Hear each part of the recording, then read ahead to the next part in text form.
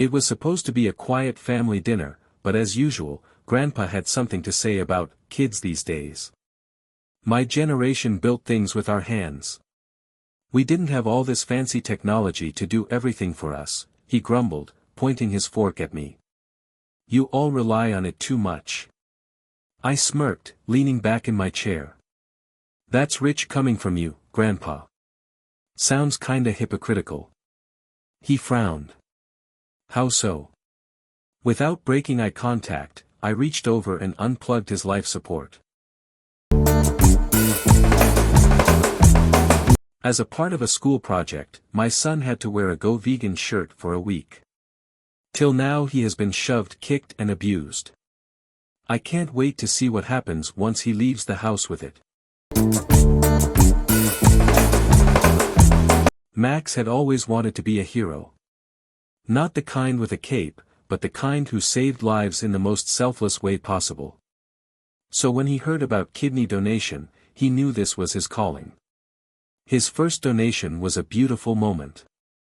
The hospital staff praised him, the recipient's family cried tears of joy, and he even got a heartfelt thank you letter for his noble sacrifice. It felt good, really good. So he did it again. And again. By the fifth time, though, things were different. As he walked into the hospital, smiling and ready to save another life, the receptionist's face turned pale. Security was called. Doctors whispered in hushed voices. Soon, the police arrived, guns drawn. Greg, a 15-year-old with a fascination for disturbing facts, spent most of his free time diving into the darkest corners of the internet.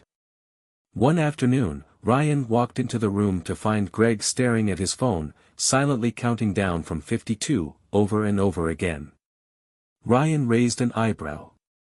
Dude, what are you doing?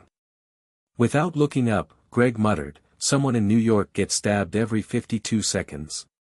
Ryan's expression shifted. His breath hitched.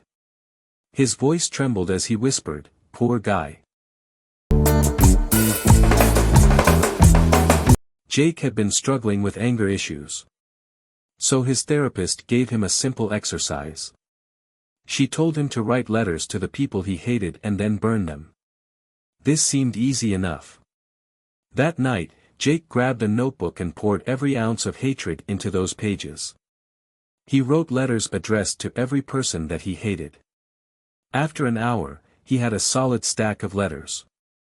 The next evening, he tossed them into the fireplace and watched them burn. He felt much lighter. The next morning, he informed his therapist that he had written the letters and had burned them all but was not quite sure what was supposed to be done with the letters.